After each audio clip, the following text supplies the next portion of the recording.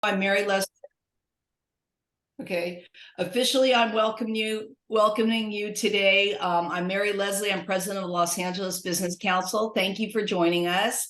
And in lieu of introductions, we thought if you put your name and title in the chat, that would be great. And today's meeting, as you know, we're focusing on AB 2011, a critical new law that took effect in July.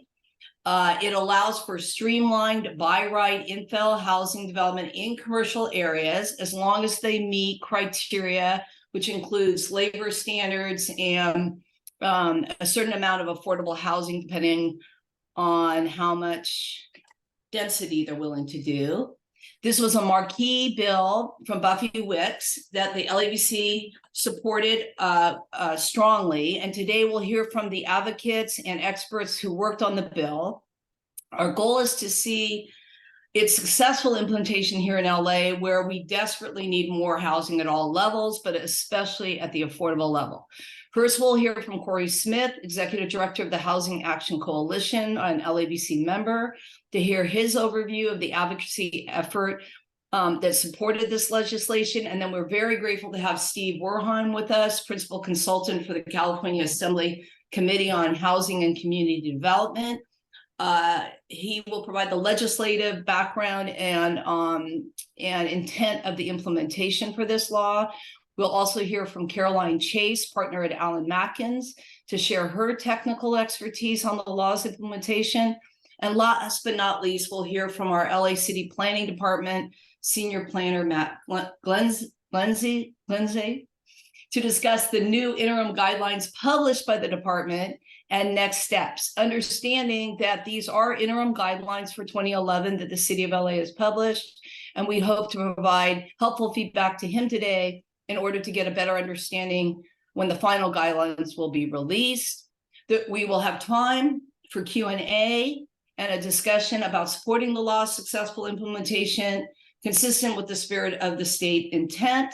And I would ask that everyone to save the questions for the end so we can get through all these outstanding speakers. So with that, I would ask our first speaker, Corey Smith, Executive Director of the Housing Action Coalition, to kick us off.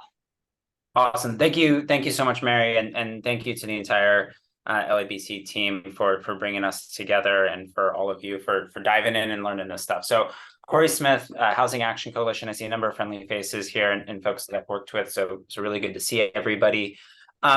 From just kind of a high level point of view, first of all, AB 2011 was a coalition effort, and certainly organizations like the Carpenters, like the California Housing Consortium, the Housing Action Coalition, YIMBY Action, a number of others were big supporters early on, but these things don't get across the political finish line overnight. And so it was really a big effort across the board. And it started with exactly what Mary laid out, right? The goal is we need to figure out a way to get from a discretionary approval process to a ministerial approval process for housing. So that was just kind of the 30,000 foot. Okay, how do we do that? Given the labor dynamic that exists, given that CEQA is often used as a tool for negotiations in labor contracts, we sort of just had this beef that existed. I think a lot of the things changed, quite frankly, when Jay Bradshaw was elected leader of the NorCal Carpenters Union. Worked with Pete and with the Southwest Mountain Carpenters, and kind of those two groups, I think, really just broke the stranglehold on CEQA reform in the state of California. So I know Violet's here from the Carpenters. I think she's just another person who's in the weeds on these things and is a tremendous resource. AB 2011 was an absolute watershed moment, though, for the state of California, because it was the first time that we did, in my opinion, something right on CEQA in 40 years. And so it was a step in the right direction, but it's not the only step that we're taking, right? This is the first piece of the puzzle in fixing and updating CEQA to fit our current needs. The legislature recently passed Senate Bill 423, which was sort of the successor to 2011. I think that's going to have an impact in Los Angeles later in this decade. It's going to have an immediate impact in San Francisco because of the reporting requirements that changed here. But all in all, I mean, it really cannot be understated how positive of a shift in the right direction this is.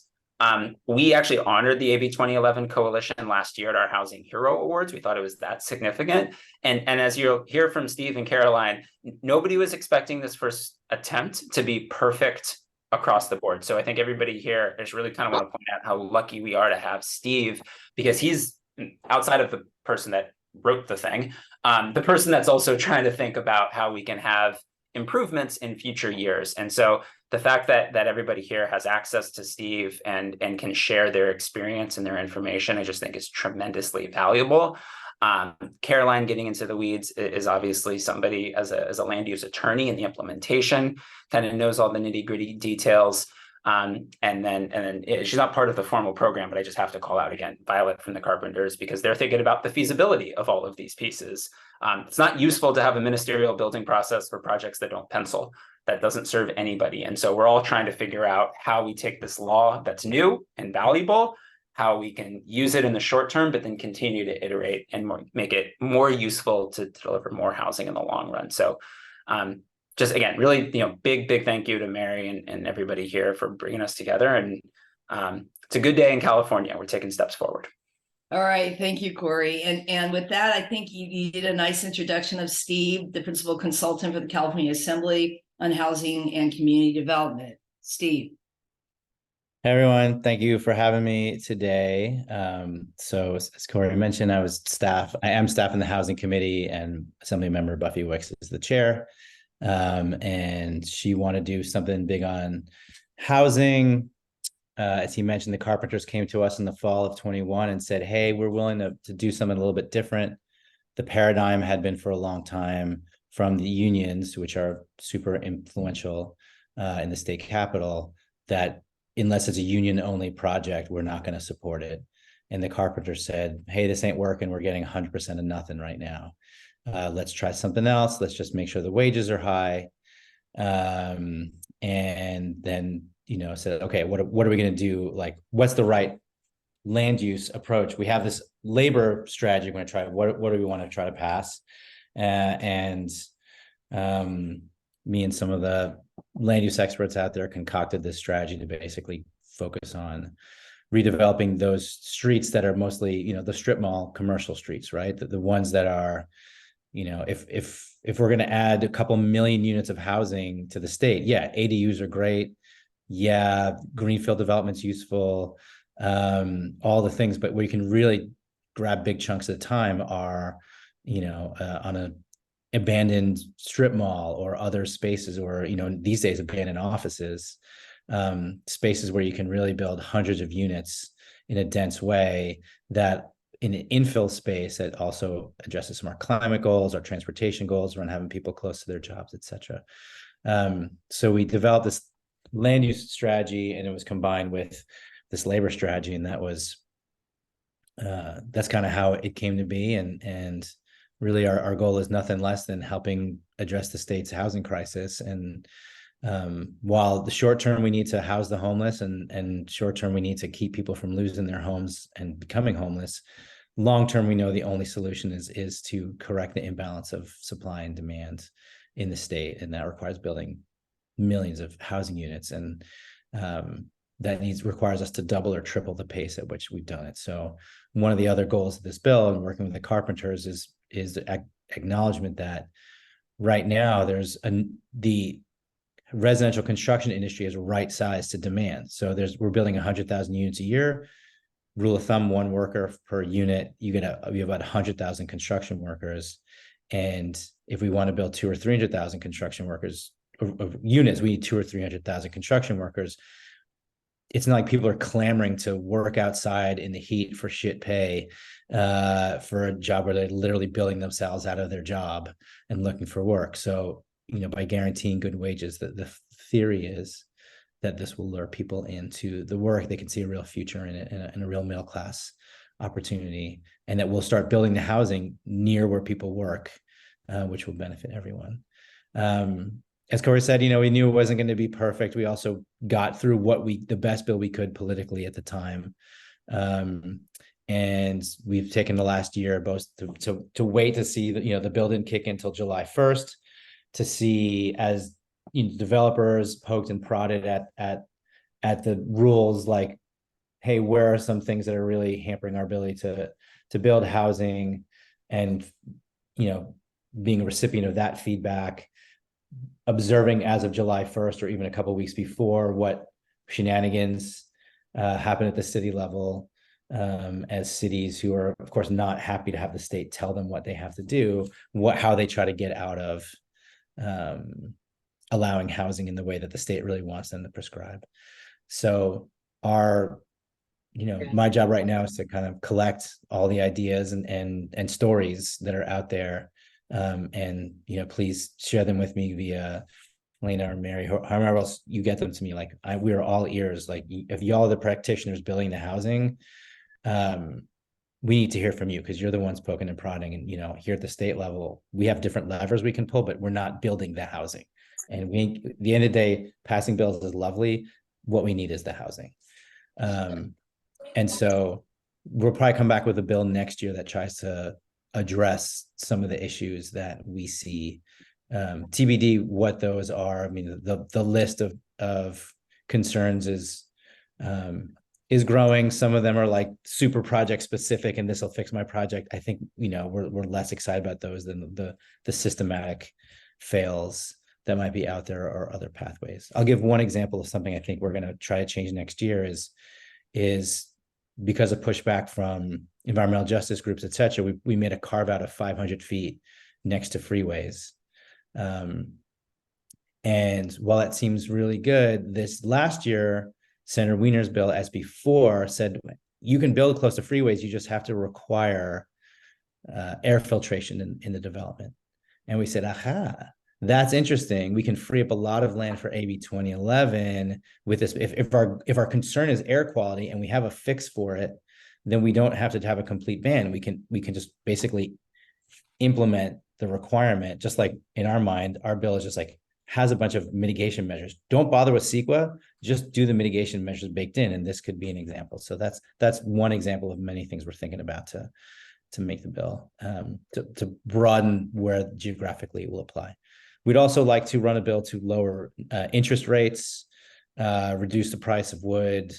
We can't do those. There are things that are way out of our control. Like peace in the Middle East, all the things we need to make the housing market function. We also need those things to happen. So at some point there's stuff out of our control, but our goal, since it's a partnership with the private sector to actually get the housing built, is to set the conditions such that when the market conditions are ready, instead of the government saying, well, actually, we don't care the market conditions are ready, we're going to still stop you from building housing. Instead, it's like all green lights for you, and the investors see the opportunity, and even though that's going to take them a decade to believe it, see that building housing is actually in California is actually something that can get done and be profitable, and motivate the market to start correcting itself after decades of going in the wrong direction. Okay, so Steve, thank you. I'm sure there's going to be questions for you at the end. We're coming back to you, but Caroline, you're going to share with us some of the experiences of what has occurred since July 1. Sure, thank you. Hi, everyone. Thank you for joining today. Caroline Chase. I'm a land use partner at Allen Matkins in San Francisco, but our firm is working on AB 2011 projects throughout the state. And so I've had the opportunity to take a deep dive into the weeds, and it's been interesting to say the least, but it's a fantastic bill and we're really excited about it. One thing I want to focus on here is implementation of AB 2011 at the local level.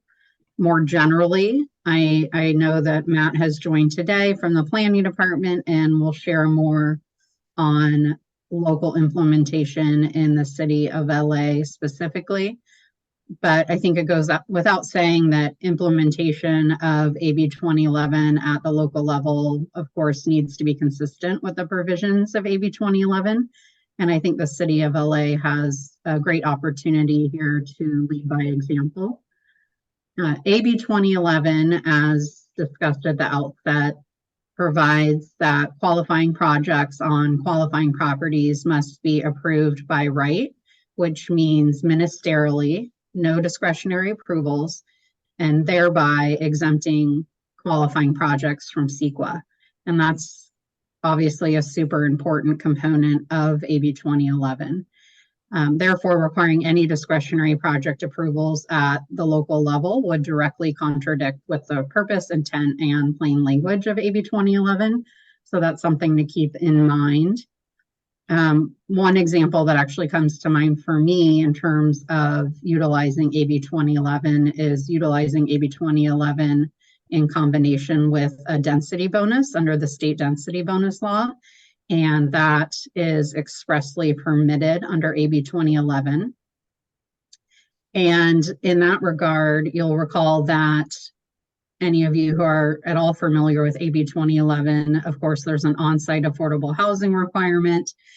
And that affordable housing requirement will automatically result in the ability to obtain a density bonus under the state density bonus law.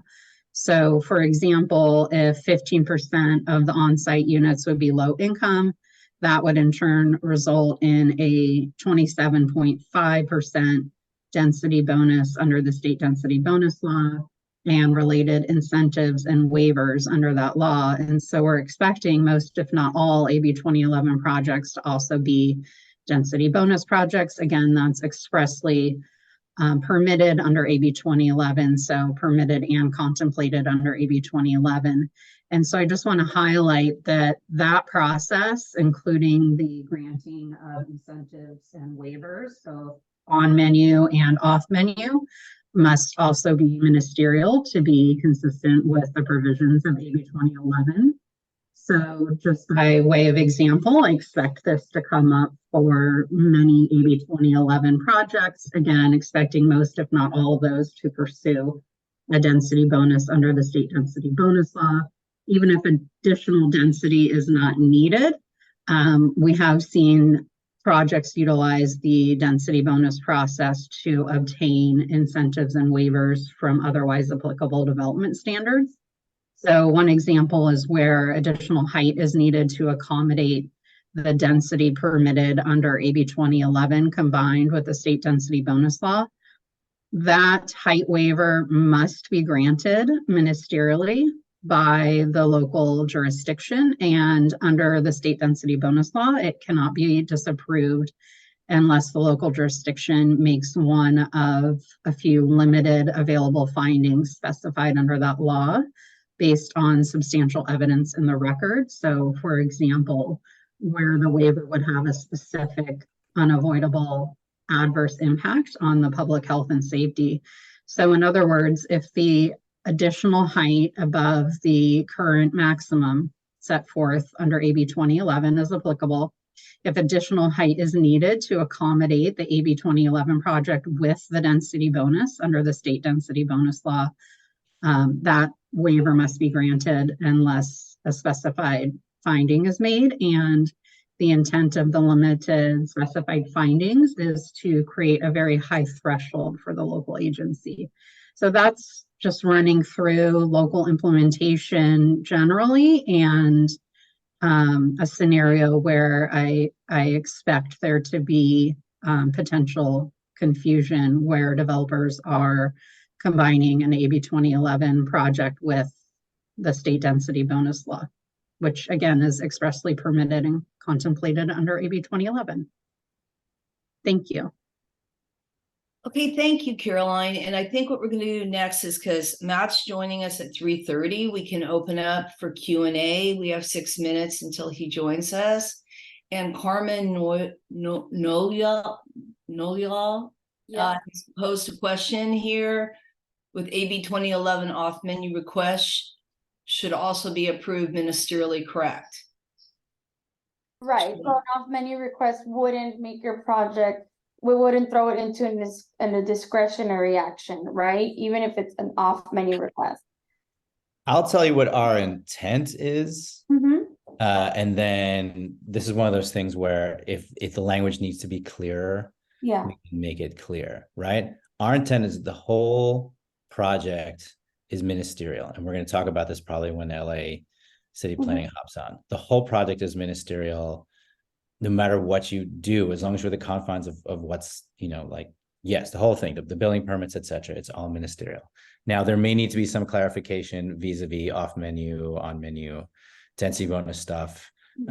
And I guess we'll see what's out there, because it's one of the goals is, even if we think the law is a certain way and it's interpreted a certain way, it's also a waste of everyone's time if the law is not clear enough, if everyone has to go to HCD to run and get a ruling every time, if the attorney general has to crack down once in a while. Like, it's just a waste of time also. So we're, even if we think the law is clear, we're happy to add all the fine points we can do it, just so that, if it's not being cleanly implemented locally, that's on us to make the language better for everyone.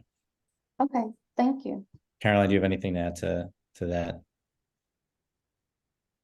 No, I do appreciate that, Steve. And if local jurisdictions can abide by the intent and purpose of AB 2011, I think that would solve many potential problems down the road.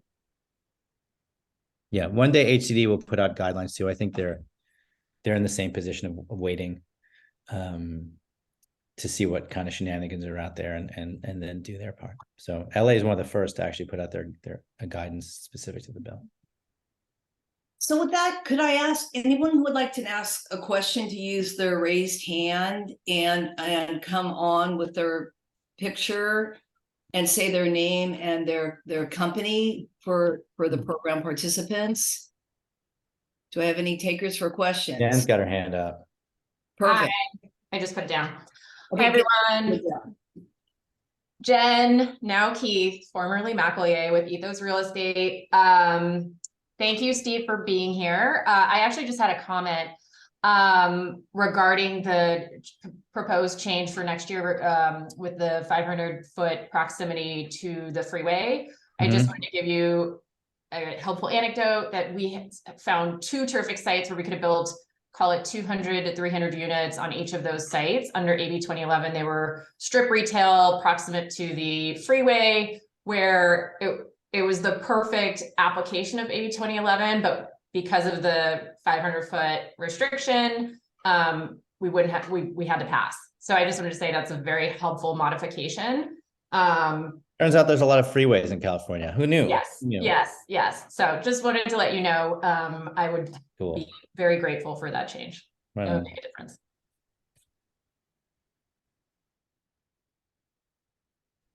I know this is not a shy group.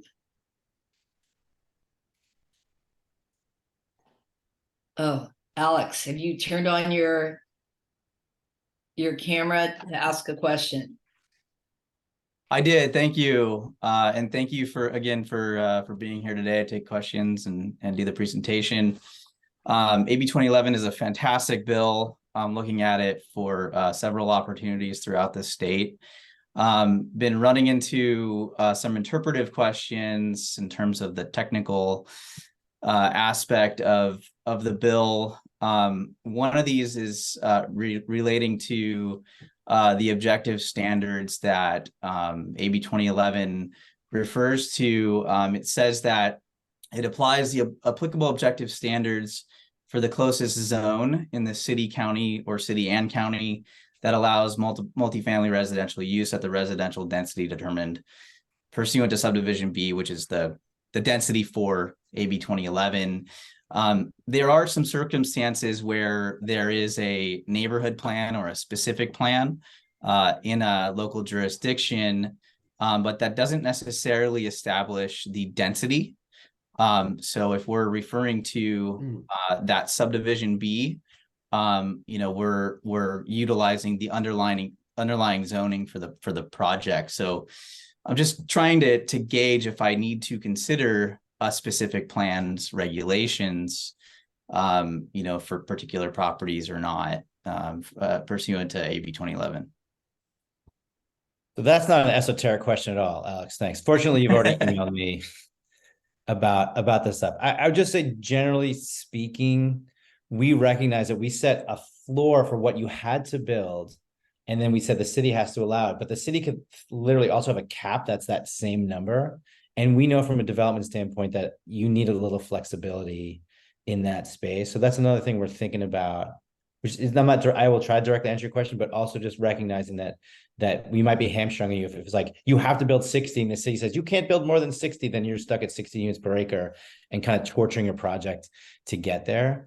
I would say for the pulling the standards from the elsewhere, it's kind of like for the setbacks and the other kinds of rules that we think the density in our provisions supersedes. But as you're saying, if they give you higher, the bill also says like whichever is higher. So maybe that's one of those things that we can tighten up so that if the nearest one that you're pulling the building standards from actually allows a higher density, you can use that. But I think for the most part, we were just trying to recognize that, if you have a residentially zoned site, the city's thought through what it wants the development to look like. If the city's never contemplated it, you need some rules to apply. So we're trying to bring in the rules, but use our density is the general sentiment. But again, if this is messing up projects, that's a problem. But if it's more like just like, okay, what are my setbacks? What are my height, not necessarily height limits, because we're saying that too. All the other FAR, whatever other stuff you're dealing with. I don't know, I'm more familiar with the San Francisco building code or planning code, which is 9 million pages long. And, it's like, well, your bay windows have to have this angle and this way. And, the fog has to hit it in this direction. It's like, it's too complex. So that's a long way of saying, I think it works that you would just use the densities we provide as your upper bound. But we'll offer as much density as possible. So maybe it makes sense to use the densities there too. It's worth contemplating. Yeah, and I have a thought on that. Thank you, Steve. One thing to keep in mind is, again, the intent and purpose of AB 2011. It's to be interpreted in terms of maximizing the amount of housing that can be developed in the state. AB 2011, as most of you know, imposes a height maximum, which again can be adjusted through the density bonus process, but the density is a minimum. And my understanding of the intent there is if you're going to take advantage of all of the benefits of AB 2011, you need to provide a minimum amount of housing on the site. Again, the purpose is to encourage new housing development throughout the state. So I appreciate that a minimum was set forth. So just to be clear, that's a minimum under AB 2011 that can be exceeded again with the density bonus. But in terms of taking that AB 2011 minimum density and trying to figure out what the maximum is, I do think that's where it's helpful to potentially turn to the nearest zoning district that at least allows for that minimum density. So let's say you're looking at 80 dwelling units per acre based on your proximity to a transit stop, then that would be your minimum under AB 2011. So what's your maximum? So one option would be to look at the nearest zoning district that allows for that density. But let's say that in so doing, that zoning district allows for 80 to 90 dwelling units per acre. I think the best and right answer is the maximum is therefore 90 dwelling units per acre. And you apply the other standards in addition that apply to that particular zoning district. And that makes perfect sense, Steve, because when you're looking at density, you want the setbacks, rear yard requirements, dwelling unit exposure, et cetera, et cetera. You want those requirements to apply in a way that makes sense. And the only way that's going to make sense is if you turn to the zoning district that allows for that AB 2011 density. So I think with that, perfect timing because Matt's just joined us. Matt, you thank you for being here. We are at that point where the senior city planner for LA City Planning Department is going to talk to us about what the city's interim guidelines look like. Matt, you were just thanked for actually issuing guidelines by the state of California by Steve. And so I think with that, Matt, you could share with us what these guidelines do and what your intent is. Hey, Matt, you should also know that they're recording this and it will be shared out. And so keep that as one public servant to another. You should know that. Thank you. Good afternoon, everyone. Sorry I was late. Said I missed the rest of the program, but yes, now I need to share my screen, and I am facing a Zoom interface that I don't use at the city. Let's see, where's my darn PowerPoint? If you have problems, Matt, you can send it to us and we can share it. I might do that. I Maybe we'll send it to us and we'll share it for him. If you have an issue with Zoom in the city. I think if I just break it out into a new window, it'll be easier. I got way too many windows and tabs here, and I had it. Let me try that. Apologies, everyone. Okay, I've separated it. Now I'm going to go back to my Zoom. And Matt, everyone on this call has a copy of the guidelines, by the way. It was in the Zoom. Wonderful. Okay. Now I can't find my Zoom link. I'm sorry, everyone. Let me share it with somebody. Who should I email it to? Maybe Elena. Yeah. Okay. Or Adam. Okay. Oh boy. Well, boy, I'm so sorry, everyone. Really, all I was going to do is try to share that with the materials that we came up with this week. And it's great timing. We were a little later than we wanted to be on our guidance. But there's a lot to figure out in these bills. So we had our city attorney and lots of planners and mayor's office and everyone trying to figure out a lot of interesting calls of how we're going to interpret this bill. So took a little bit of a while and had to do some new forms and all that. But it's all out there. So yeah, we were just going to basically go through our tools that we've created. And I've shared that with you, Elena. If you're able to bring it up, great. But it sounds like everyone has it. So we issued basically our memo that hopefully just describes the bill in simple terms. And then, it tries to interpret a couple things. I think the thing we're most excited about in the city of LA is our AB 2011 ZEMIS eligibility tool. This is hopefully an easy way to navigate the many, prohibitions and restrictions on certain criteria and certain locations in the city, and using our sort of pretty snazzy database called ZEMIS to look at all the things that could possibly make you ineligible and identify those. So folks will be able to just pull up any site using ZEMIS, going to our planning and zoning tab, and clicking on the AB 2011 link, and there'd be a checklist coming up that I was going to show you on a slide that, you basically see all the criteria, yes or no, and hopefully be able to tell you if you're eligible for AB 2011. So we think that's a really helpful tool. We also just have some filing instructions, just in terms of, so people know exactly what are the steps to file an AB 2011 case. Great, thank you, Elena. I think I've just present that, and probably on third or fourth slide there.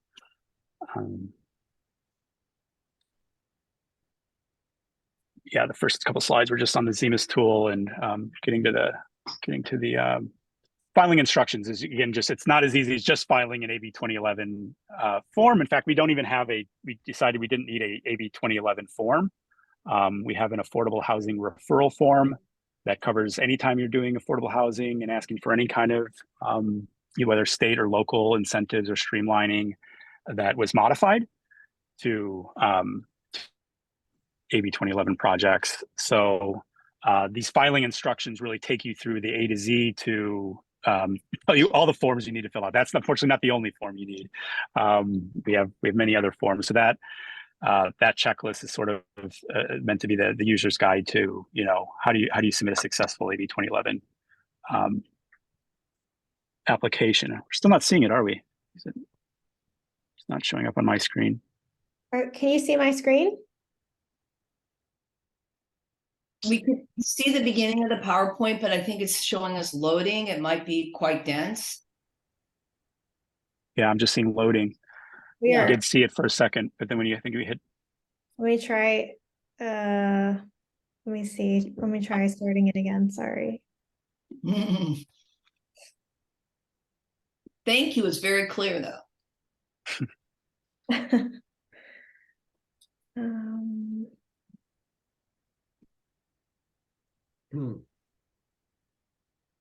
Yeah, and again, Matt, people have a copy of the interim. yeah.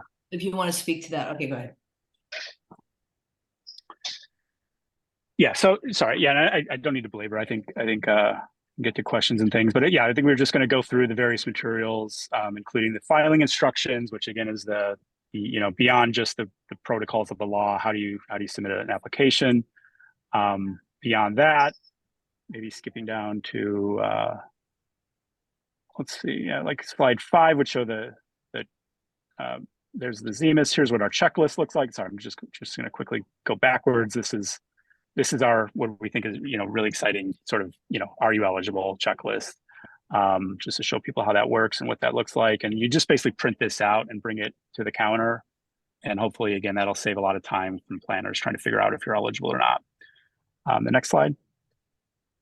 Yeah, here's our filing instructions. And then, these are sort of the main pieces to submit a successful AB 2011. So it's all kinds of things. Preliminary zoning, this is sort of required for all applications. Replacement units, we want to know if you have any replacement unit requirements per state law that says when you demolish units, and whether there are units on site. We know there's demolition protections in the bill, so the housing department is responsible for that. So that's a form to get that started. Geographic is when you're in a geographic area, we want to hook you up with the planner for that geographic area. And then that affordable housing referral form. So those are all the forms you'll need to sort of have a complete application. Next page. What's unique about 2011 that sort of goes beyond our normal protocols are things like tribal consultations. Maybe you've talked about this for vacant sites. So this would be required before you're really able to apply, is our read of the bill, for a vacant site. So, if the site has a building, you would not need this, but for vacant sites, we read that as being a requirement. That could be a lengthy process, just if folks aren't aware of that process, that could take time, as well as the phase 1 environmental assessment and any associated mitigations that come along with that. That's unique to AB 2011, trying to make sure the soil is clean.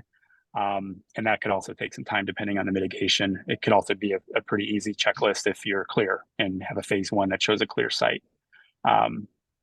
And that can all happen at building and safety. And then we've got these new forms on labor compliance and commercial tenant notifications. And this is what actually threw us for quite a loop. We're not in the business of complying with labor and enforcing labor standards and things. So we've been working with our Public Works and Bureau of Contracts Administration who do that work to develop this form, and they'll sort of help us and be our partner in this. And really, we're just asking that folks certify that they're going to pay their workers the right wages and that they're doing the healthcare and apprenticeship that's required.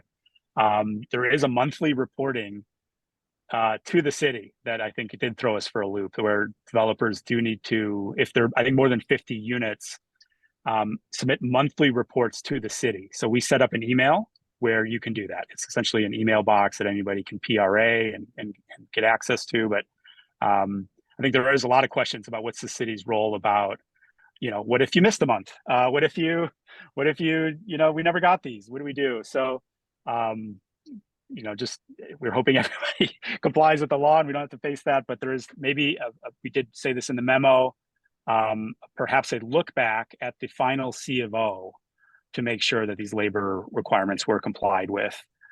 So that's something, nearing the end of the project to make sure that there's not any labor issues before we issue the C of O.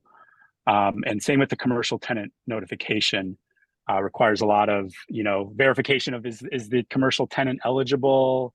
Where are they moving to? Are they getting the right relocation payment? How do we know they're being treated fairly? What's the city's role to be that mediator between the developer and the commercial tenants? And I think we're mostly, again, landing on the idea of a form that certifies and tells us the information we need, that developer has done their due diligence, that they've identified commercial tenants that do qualify for relocation, that they've made contact with them, noted them and intend to comply with those. So we think largely these kind of novel planning things that planning's not used to can be handled through these new forms we created. So we just wanted to flash the new forms on the next slide as well.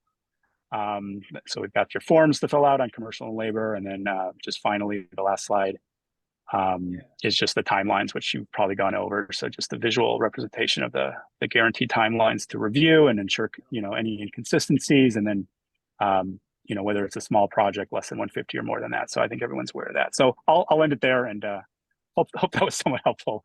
Had to pull this together rather quickly, but happy to answer any questions. Matt, you might if I just jump in, like, Please. This is super impressive. From the state level, you know how it is when one level of government imposes on another level of government. We're like, we'll just make them do these things. Yeah. And then you're like, what the fuck are these things? We've never thought about them before. So I'm really impressed, and hopefully there's a way to kind of convey to other cities too, because there's hundreds of jurisdictions who have to do this, and there's few that are resourced like Los Angeles to think through this stuff. Yeah. So just think about, like, if there's a way to get this message out through APA or League of Cities or whatever other way, because some of the stuff like the ZEMIS, I don't expect other cities to do, but some of the other like paperwork and approaches, really impressive. Thank you. Will Wright. Oh, I'm sorry, Adam, do you have a question? Yeah, Matt, thanks for the presentation. Really appreciate all the work you all have done to get the map going and put out the interim guidance. I did have a question related to the interim guidance. So is it your understanding and your reading of the law that if a project is AB 2011 eligible, it is completely by right and every department's processes will be ministerial? All right, asking the $1 million question. Yeah, full disclosure. I mean, this is something we really struggle with. We talked to Steve's office about it. We've had many meetings and debates about it. The memo ended up being silent. I mean, it's certainly clear planning and zoning related entitlements are waived. At the end of the day, we could not get support from the folks who give us advice on beyond that. I think there's just a couple things, that sometimes pop up, I think things like haul routes, if you're kind of near a hillside area or within a hillside area, there's a special permit for haul route grading. There's maybe if you're removing protected trees or street trees, there's an urban forestry tree permit process. The city has not been, there's other streamlining bills, right? Like SB 9 and things where we've grappled with this and then looked at the language in those bills and looked at the language in these bills. We didn't see something unique in this one that was able to move our legal experts on this. So for now, I would assume that the city's current position is that this just waives planning and zoning is for now. I know there's lots of conversations still ongoing on this important topic, including through our mayor's office, and whether it's kind of a deeper look at all, like the way we do things in all of the streamlining programs, is an idea that we're looking at. Whether we need to change something in our code to make sure that we don't lose something if we were to, have a by right tree removal process. Obviously, there's a lot of concern about trees, and concern that, like our standards objective enough, or are we just going to be left without any tree protections if we were to streamline them? So there's conversations still happening. It's a live conversation at the highest levels, I'll say. And there may be more to come on this. I think we wanted to get this out and are silent for now. So if the city position changes, it won't require a new memo.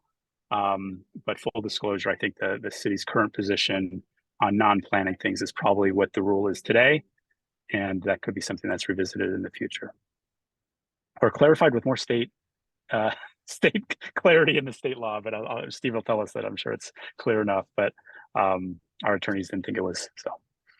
Thanks, Matt. Well, that last point was super important, Matt. Thank you. And you certainly did a terrific amount of work. But I'm wondering, is there others that would like to ask a question? Carmen, I'm going to come back to you, but first I feel like I got to give everybody one chance at And also, do any of our participants want to ask each other a question?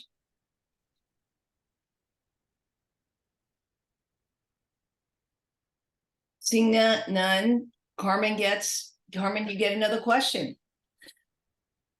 I get another question. Thank you, guys. Yeah. Carmen Oyola with Link Housing. Actually, it's the same question, but not for Matt. For AB 2011, right, coupled with the density bonus, is the city of LA taking the position that off-menu requests are also going to be approved ministerially, or is it still thrown into discretionary approval if you do off-menu requests, concessions, or waivers? Who is that one for? Is that for me? Yeah, that's for you, Matt. Okay. Hoping somebody else would. No. No, great. We do see language in the bill that says density bonus projects are part of what gets streamlined. So that would be the totality of what is allowed per density bonus law, including the off-menu waivers. So density bonus requests are, I think, clearly under the umbrella of streamlining here. Yeah. Okay. As well as like TOC, that was a question, right? Like we have our own local incentive programs. And I believe we're also, I think the memo mentioned that those programs are also able to avail themselves. Right. Okay, awesome. So for TOC, for example, it'd be like if we're requesting base and additional incentives, because that's how the TOC program works. That's all right. of it would be ministerial, correct? That's correct. Awesome. Okay, thank you. All right, thank you. So David Nahad, Chair of the LABC, your question. Yeah, well, first of all, Matt, everybody, Steve, thank you all so much for the presentation. Very helpful. So I just wanted to follow up on Carmen's question regarding TOC and get perhaps some more clarification here. So if a developer is already pursuing the TOC program, they have the PSA, the TOC verification, and all, it's just, it's going forward. How does AB 2011 dovetail fit with that? Is there a matter of abandoning the TOC process and going to 2011, or does 2011 kind of fit on top of TOC and makes whatever might have been discretionary steps, convert them to ministerial now? I mean, I think, and as we're seeing more and more and more TOC, developments, I think it'd be very important for the construction community to know how 2011 fits with that.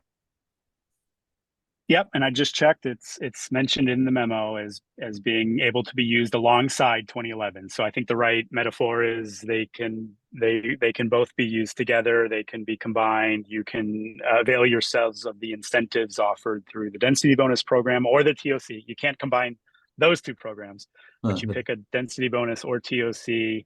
And then if you were going to be subject to a discretionary process, like, yes, TOC requires discretion when you're asking for the additional incentives, that the 2011 then could then be invoked to streamline that portion and no longer require the discretion that normally would have been required. So you get the goodies, the incentives through the TOC, the density bonus, and you get the streamlining through the 2011, and they can be used in concert and in tandem together. You'd be sort of filing a by right TOC, a streamlined TOC application with the 2011 checkbox to give you that authority. A by right TOC is a good way of putting it, man. Yeah. Thank you. Thanks very much. So I think with that, I'm gonna ask one question before we go to Elena, who's gonna do the wrap up today. I'm just curious, Steve, given that you've just heard Matt give an overview of what we've done in LA, and you've thanked him for his Herculean effort to get this up and running with all its bells and whistles, that most likely will help many other smaller cities just lift our application and process. This is an interim guideline. I'm not sure, like, I've been in and out of the city 20 years. I'm not sure the interim guideline, I'm not sure I've ever seen that, Matt, exactly. I take that as there's some flexibility for continued clarification. But Matt, you just said, you're going to have a bunch of cities now with their versions of things. Is the HCD or others going to weigh in with clarifying the intent of the bill? I cannot speak to what HCD will do. You know, I'm up here at the state. We asked them to do about 10 billion things, and they have to pick and choose, and they get to them all, but they have to prioritize. And so, in my understanding of what they're thinking about in this space is they're waiting for issues to percolate up so they have something to respond to. I think we're getting to the point where there's becoming critical mass. And I also think they'll benefit from cities like LA thinking through these hard issues and putting out their thoughts. Now they're going to have their own thinking about, you know, downstream permits and whether or not they're should be ministerial or not, et cetera. But I do think that they will benefit from this.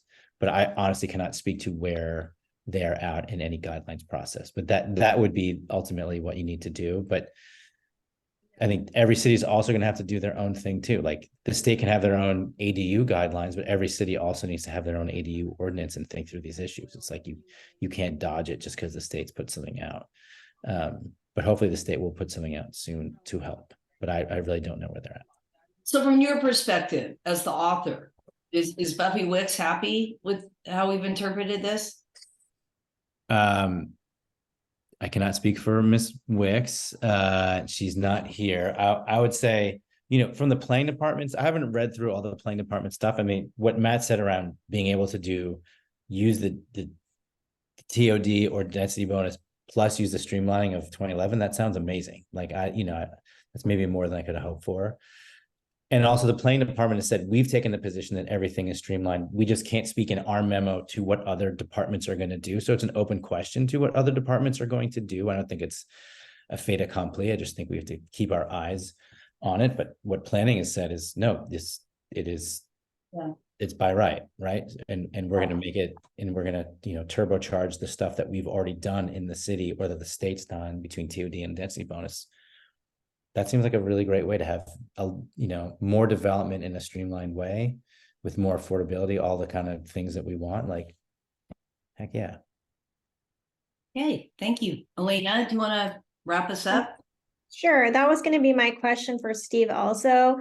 Do you think that, let's say, other departments have continued to have a discretionary process for certain permits? Do you feel like that is in the spirit of an intention of the law? I would say it is not. My take is that it says that the development is ministerial, and that means anything under it. But I am neither a lawyer nor the enforcement and implementation side of the law, right? And so I'm just one man, nor am I the legislator who wrote the thing. So I'm just the guy who's here on this Zoom. So that's take that with the giant grain of salt, what I think. And to the degree that the law isn't clear enough or some folks disagree, then we can add clarity. Again, the granddaddy in this space is SB 35. And I see SB 35, one or two bills come through every year clarifying what's going on. And I would expect to be the same thing for 2011 as we move through. So this is this year's suite of issues, and then we'll get to next year's suite of issues. And then hopefully as more projects start churning out, we'll catch the next suite of issues. It's, we've been digging this housing hole for 50 years. It's going to take us a little while to get out of it, including perfecting the language of our state laws. Thanks. And I wanted to ask Matt really quickly. So I know that the guidance from planning said more guidance is forthcoming. Can you speak to that, the timeline for that, or what you foresee happening next?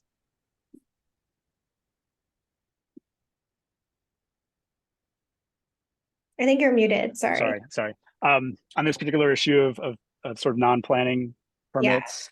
Yeah. So it's hard to be able to predict where that's going to land or when that's going to go. But I think the main thing I want to convey is that this is not sort of a dead issue to the city.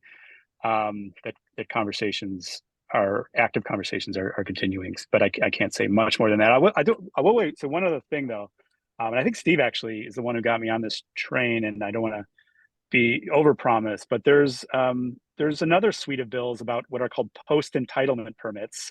That there's a new bill, I believe it's AB 1114 from Assemblymember Haney in San Francisco that is further streamlining what are considered post-entitlement permits. And so I know we're looking at that bill very closely to say, are these things, these extra things maybe fall into better position or fall into that bucket? And those are also being sort of streamlined and have, strict timing requirements.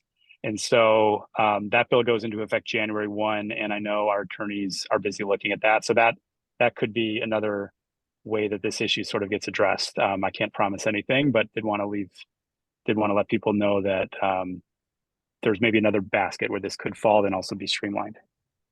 Thank you. So otherwise, developers can start using 2011. Yes. You have a ministerial process. It's just unclear whether it will be a ministerial process in certain other departments. Yeah. Okay. Well, I know we're out of time. Sorry for running over. Thanks everybody for joining. I think we may follow up with the folks on this call. We're interested in maybe expressing our support for continued guidance from the city to uphold the intent of the law and continue making this a ministerial process that people can start using right away. But I don't know if Mary, you want to add anything, but we'll wrap it up since we're out of time. No, but I would defer to David Nahai or Brad Cox. I think both our chairs are on this call right now. David, any last thoughts? Well, last thoughts are just well, first of all, just want to express appreciation to everybody for being on this call, the presenters, particularly, of course, and but everybody else who's joined the call and has participated today. We're seeing a lot of laws come down the pike towards trying to boost more housing in the state, and it's an AB 11. I think it's a fantastic step forward, and for the planning department to put out its guidance so quickly, it's very, very much appreciated. I think, though, developers, have got to take a look and really study all of these different things that are available, and digest the criteria that have to be satisfied and so on. And so I think the guidance that the planning department, that city officials can give us, and experts such as Carolyn can give to the development community is going to be very helpful. But this was great. Thank you all so much. Yeah, thank you very much. Thank you for joining us. And particularly our state friends, Steve, for taking the time with us, and Caroline for joining us. And Matt, thank you for rearranging your day to make it here. Thanks for having us. Okay. Okay, with that, stay tuned.